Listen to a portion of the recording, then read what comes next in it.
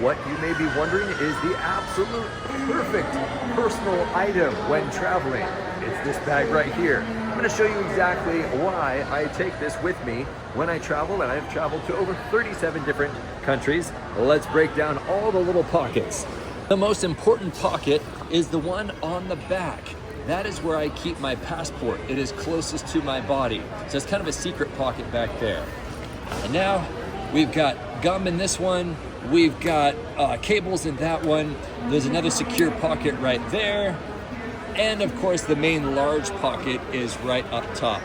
I actually have a custom patch that I put on here with my name and phone number. I'm not gonna obviously show that for privacy reasons, but it is comfortable.